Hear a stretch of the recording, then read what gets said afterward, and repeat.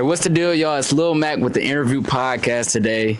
We are at Mean Street Studio with my guy, Kai Cash, in the building, fresh off the French 75s currently. I was just talking about that. That's just, boy, it's one right here. I just don't want to, yeah, they can't see that. Yeah. They can't see that. We could beat that out, matter of fact. Definitely. So, 60,000 followers on Instagram. Yeah. Millions and millions of views across YouTube. Mm-hmm. You know, thousands of views on TikTok and growing.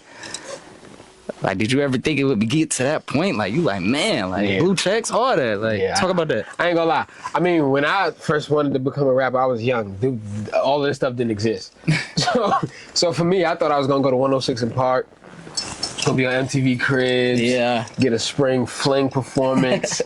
I got here and it's just like none of that even exists no more. So we got the new things. But I'm super excited, you know, for what's now and what's to come. But I've always seen myself in this light. Yeah.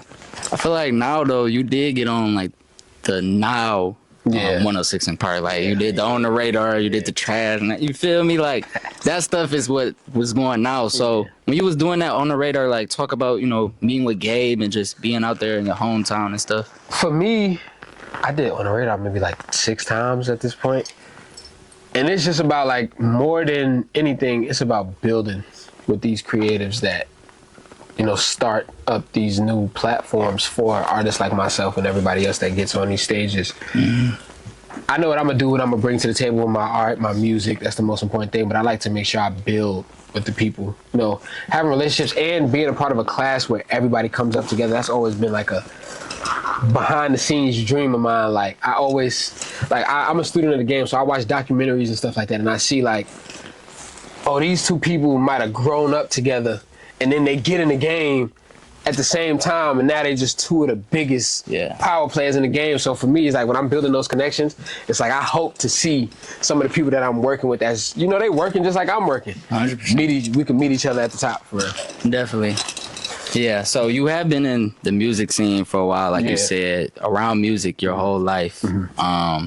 Who was those inspirations for you, like, to get into music and to create that sound that you have? Because your sound like a little different than the sound now. Like your sound, I feel like it's a mix of the old school with the new school. You know, bringing that back, telling them like, it's that real. You feel me? It's the real stuff. For me, it's all about bringing it forward. So for me, it's like, of course, the people I grew up around, Junior Mafia, the Little Kims, and things of that nature.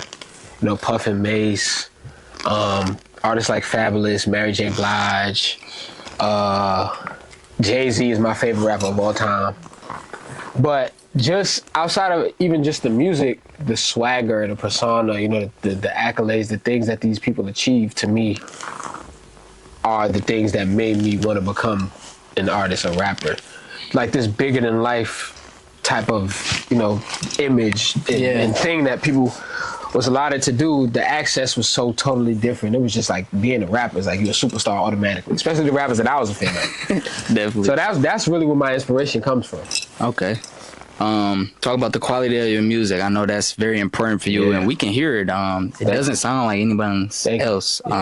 Nice production. Mm-hmm. You know, you got Don Cannon on the album. You know, he doing his thing when they're adding his little flavor. Legendary. Yeah. For me, quality is super important, and it's always been important because I feel like that's what helps the art stand out.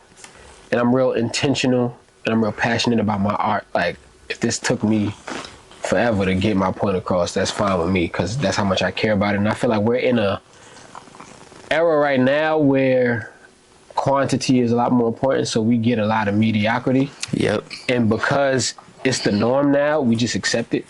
Mm. And I see how the world is reacting to that now. It's like we getting tired of it. Yeah. I'm happy because now it's just like, okay, we got to talk about something. We got to do something. We got to go back to writing. And don't get me wrong, I'm a fan of everything that's going on. Like I love some of the craziest music people wouldn't even think I like. But it's just like, all right, I think we had enough fun. Music is art in itself is supposed to make you feel something. Yeah. We can't have the same feeling for 20 years, and it's just like, all right, to a point where it's just like, we're not even having fun no more. It's just like, this is what we used to. Yeah. I want to be a lead role player in bringing that to the forefront when it comes to like substance and making people feel things when you hear my music. Yeah. Like, get into that emotion part for them. Definitely. Yeah, that was going to lead me to my next question. Like, where do you think rap is in 2025? Like, I know you just talked about it briefly, but like, do you see it like you said, like you think it's going to transform to back how it used to be, or do you think it's going to be a little bit of both? I don't think it's going to go backward. I think it's going to be more of an open field where we curate a lot of subgenres. We've been doing it already, but I think now it's a space where people do want to hear substance, and we're getting more of the substance to the forefront. But I don't think the stuff that's popping right now is going to go anywhere. I don't think it's going to be like, oh yeah, it's over for that. I think it's just like, it's enough for everybody, and we are in such a niche market now. If you succeeded in your own right and you got your amount of fans, you're going to have your amount of fans as long as you keep doing what you're doing. I don't think it's like, oh yeah, this person is washed or this person is washed, unless you just trash. Then that's inevitable. But like, certain things that go on right now, I feel like a lot of people garnish great fan bases, and the rappers and the artists with substance are coming back to the forefront. So it's just like, it's enough room for everybody. That's how I see it, at least. Definitely. Enough room for everybody, man. You heard it here first. Recently, just rocked out Dreamville. Yeah, man. Whew. How was that? Like, fire. Dreamville, it's so many people there. It's so much good energy. Like, gosh. For me, like, I'm a rapper first. I like to just go. So to see, shout out to J. Cole and the whole Dreamville, to see a festival for the likes of that, and me be invited, that's like the biggest stage for us. Like, if you were like a rapper, it's the biggest stage that we can be on, and for me to be one of the headliners. Headliners, yeah. It's just like, that's a super dream come true. You feel me? Like being out front of, like, I wanted to go back on stage after we got off stage. I was like, yo, how can I get back on this stage? Like, y'all claiming it's the last Dreamville. We need to have another one. Yeah. I need to come back next year and get on the stage again. It was the greatest feeling I think I've had in my career thus far, because it's like, that's real. I'm supposed to be right here where I'm at. And the people were super receptive. They loved the music. They loved the energy. I got a chance to really see myself in another light with the, taking over a stage that big. Granted, I was with my brother Nico Brim, but when we did our solo songs, I was out there dolo. Yeah. So it's just like, all right, now I gotta feel this, This is what it's gonna feel like later for me. So all of it, like every aspect of it, was just super, super powerful. Super dope. Yeah. How long was you out there for? Just a few days, or? I stayed out there the whole weekend. Oh, the whole weekend. I got to see Cole. I got to see Lil Wayne and the Hot Boys. Okay. I was going to them shows. Like, we're gonna go watch this show. Definitely. Yeah. What's your favorite part about performing? I think the audience's reactions, especially because I'm upcoming. Like, I'm an artist that a lot of people don't know. So it's just like, for me, just getting people to do my callback is like super important. Like, all right, I got them. We locked in. And then when I put on a great performance and then I get off stage and people are like, yo, you killed it. Yeah. They're giving me play-by-play. Like, yo, my favorite part is, it's just like, I got y'all locked in. Yeah. It means I'm doing my job right. That's by far the best part of any performance for me. Definitely. Doing your part, that's big. You did your part on Cash Rules. I think you did over your part. He did more than his part. Yeah. They just heard some of them songs on there. Yeah. What about some features on this tape? Like, is any features we got on this tape? Well, now y'all heard it. So, a lot of the features on this tape are some of my homies that I came up with, people that I'm introducing to the world, getting them out there. So I got my brother Nico Brim, who I did Dreamville with. Yep. My bro K Wells, who's a part of the CYN Collective that I'm a part of. My bro Lule, who's here at Generation Now. Dope. And my guy CEO Trell. We've been working for so long on so much music. Yeah. It's just like, I had to bring Trell in. Yeah. But I'm starting off, with just foundation first. I ain't want to go out and get the big artists on the first project. None of that. It's like, we building brick by brick. I'm bringing my people to the table. The next project, so on and so forth, we get bigger and bigger with the feature. Yeah. So how long does it take for you to complete a project? I don't even know how to answer that question because I make so much music in a week. I usually have 3 sessions a week for like 5-6 hours, and I'm knocking out at least 5-6 songs a session. So it's like the first week might be a whole project in itself. Whole EP. You feel me? So I would say, like, if we get down to like theme and storytelling and things of that nature, it'll probably be like a month tops. But it don't take me too long. Not too and it's long. gonna be of quality too. It's not gonna just be like, oh, you just throwing shit together. Yeah. Nah, we gonna put together a tape. Okay. Who the like producers that you like to work with that get you in that mode, like get you to knock out those sessions just back to back to back? Right now, Don Cannon is first on the list. Me and Don have been building, and I think he got the best beats for me. But it's this producer I work with named Jack Pie Hits. Producer I work with named CB. Another producer named Jake. He's from up north. Like, I don't really work with a lot of like they don't have big names just yet, but they have the sound that I need. Mm-hmm. You feel me? Especially for this project, the people that I named is the people that's on the project, and it's just like y'all know my sound, so I'm just rocking with y'all for real. Like, I'm not going to try to go too far out, because that's not where I'm sonically at just yet. I'm sticking to what's working out for me, and everything is going to come to me, because I've been working with big producers, but it's just building blocks. But those are like the top producers that I've been working with right now. Yeah, dope. That's dope. Let's talk about your hometown a little bit. Yeah. You came to Atlanta from Brooklyn, New York, Brooklyn. Yeah. So, like, when you go back now, how does that energy feel now? Like, going back, you older, you in a different career, different headspace. Like, how's the love there? Being that I was putting in work out there before I got here, when I go home, it's like going to a family reunion. Like, every time though, it's always love. I make sure I always make sure like I get just enough time here, but I don't stay for too long. Like, I'm in and out. I'm just, feet to pavement, tapping in with all my family, tapping in with all my homies, doing what I need to do, being outside, showing my face, let people know like I'm not gone. Definitely. Don't think I'm just we're not gonna be forgotten. Still Brooklyn. You feel me? I'm still here. But every time I go back home, it's always super love. It's always a great time too. Like, since I moved here and I just go back and forth, every trip has been immaculate. Every single one. I think it's like the heart, absence makes the heart grow fonder. So it's like when I'm not present, people still get the chance to see what I got going on because of social media and things of that nature. Yeah. And then I come back and it's just like, oh my gosh, you here. What we doing? Like what we got going on? So for me, it's just like, I love going back. Definitely. And I'm back in New York like every other month. So. Oh yeah. Okay, so if I go to New York, like, what do I have to get from the deli? Like, people keep telling me go to the deli, get like a chopped cheese. Like, is it a special order I need to get? Like, what should I get? Chopped cheese is an uptown invention. I'm not from uptown. Shout out to uptown. Okay. Me, personally, what I go get a Hero Sausalito turkey, cheddar cheese, lettuce, tomatoes, a little bit of mayo, salt, pepper. Toast the bread. You gotta heat up the turkey and cheese. Okay. You can get whatever chip of your, whatever you like. That's the chip on the side or get it on? Nah, the chip on the side. Yeah. Oh, okay. Chip on the side. Whatever you want, whatever your favorite chip is, favorite snack. Get something to drink, call it a day. Chopped cheese is good, don't get me wrong. But that's like 2010s. Somebody just went in there and was like, let me get a cheeseburger chopped up. And it just became a bacon, egg, and cheese is a different story. Now that's like original New York recipe. Go to.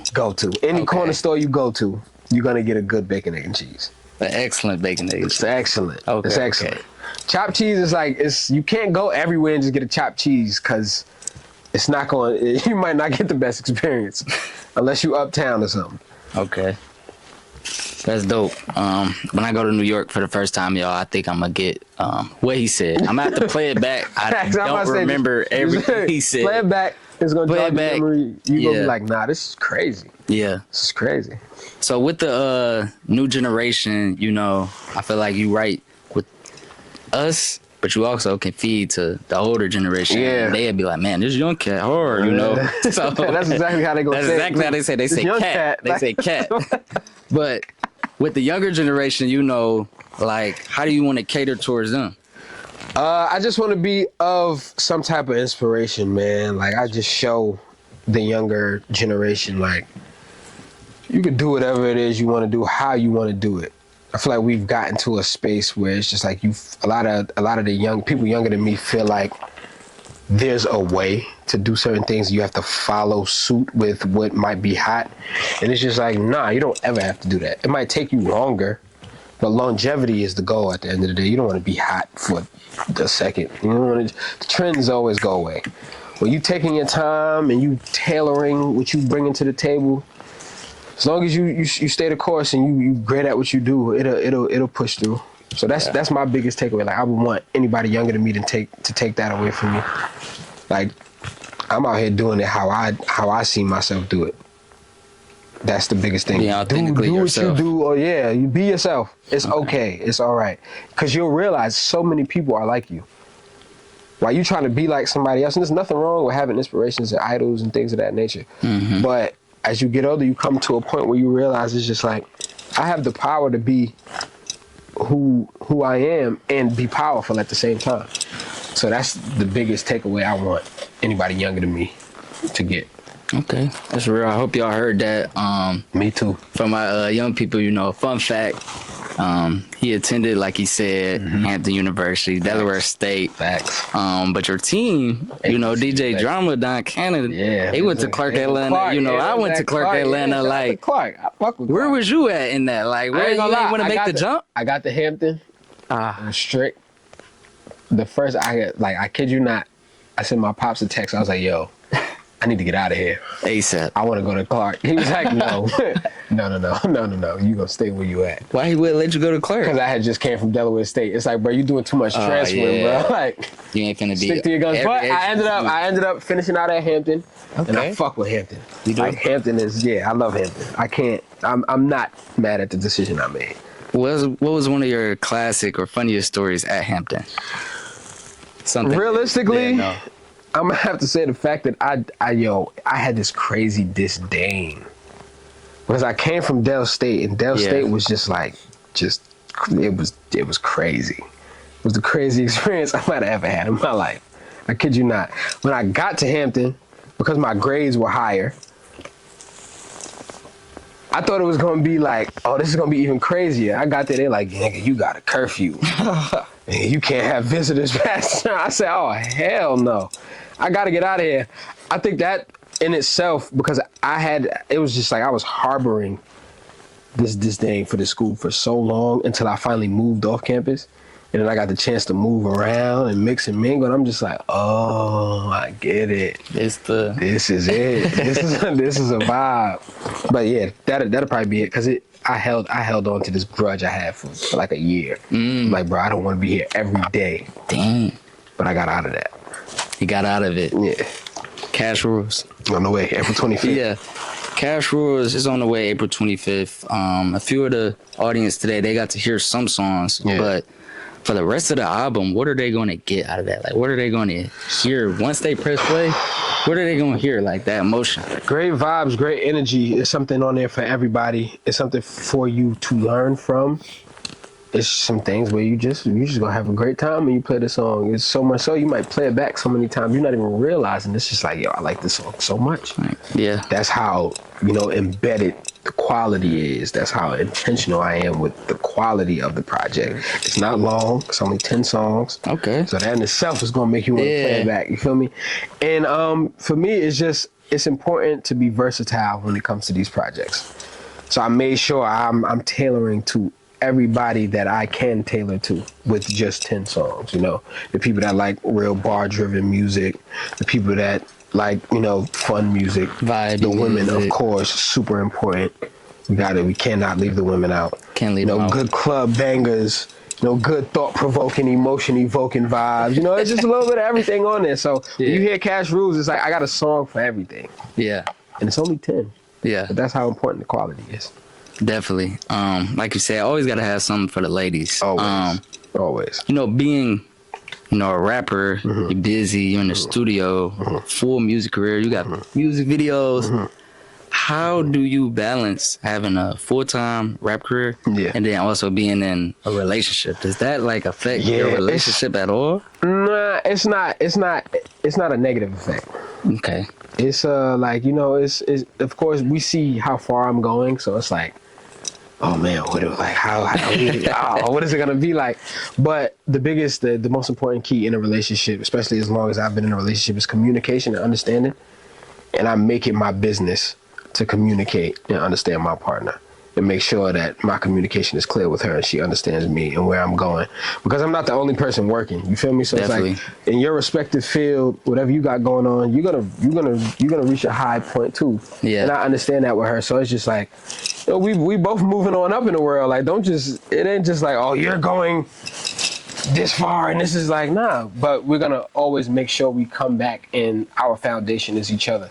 That's real. And I feel like that's the most important thing when it comes to having a relationship, especially in a super publicized profession like being a rapper. It's not, I know it ain't gonna be easy. I might make it sound good right now, but it's just like, I'm sure I'm gonna hit my bumps in the road. Okay. You know, Smooth sailing right now, though. Figure it out.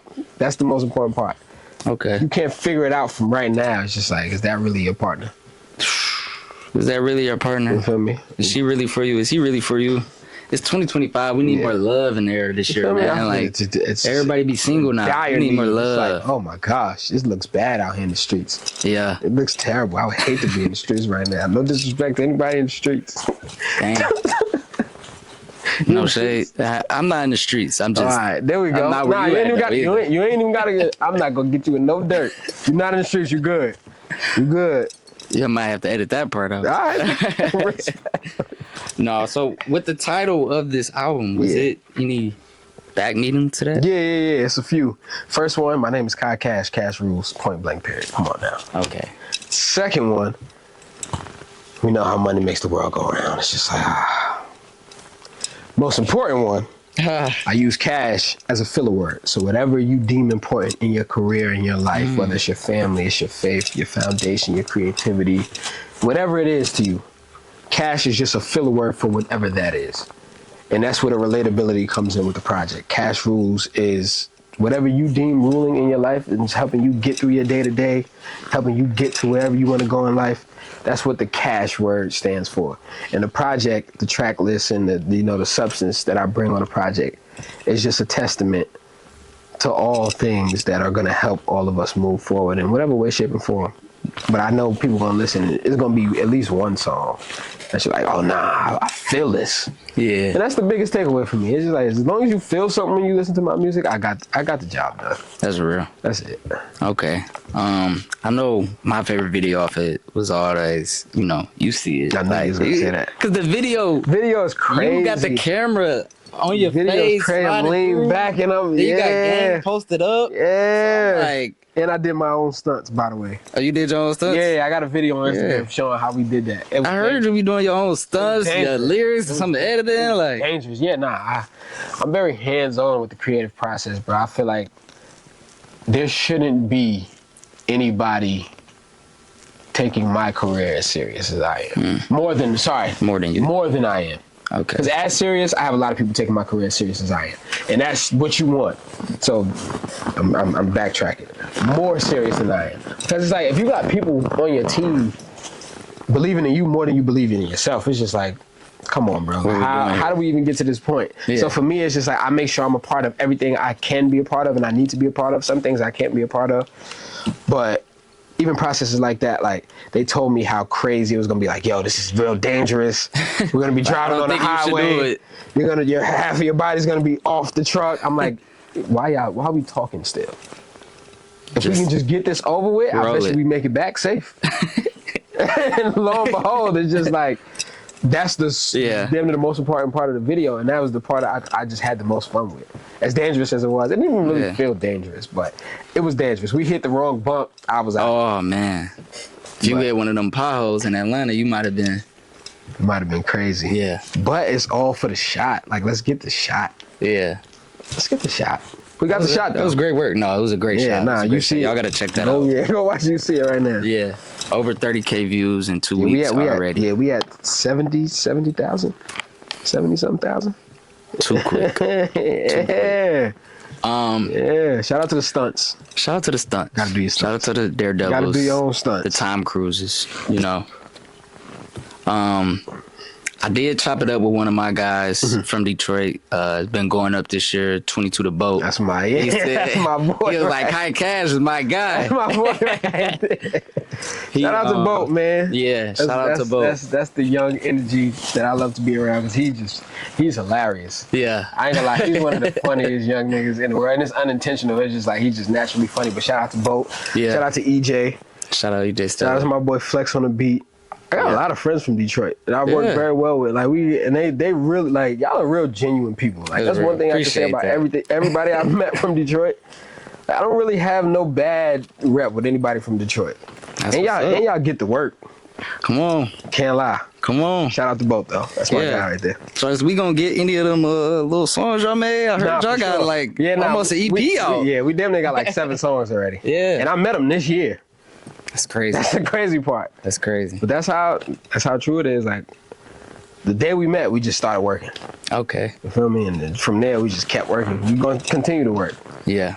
Kai Cash is about to work, y'all. Y'all know that. Quality work, though. Quality work, exactly. As we wrapping up, I have to get, if you wanted to make a song and you had 3 features on there or 2 features. 3 features. I'm going to go. Who would they be, dead or alive? Michael Jackson. Oh. Yeah, you got the leather jacket on, so y'all, that'd be perfect. I'm going to go Mike Jack. I'm going to go favorite rapper. I'm going to go Hove. And I'm gonna mix in some new vibes. We'll probably go.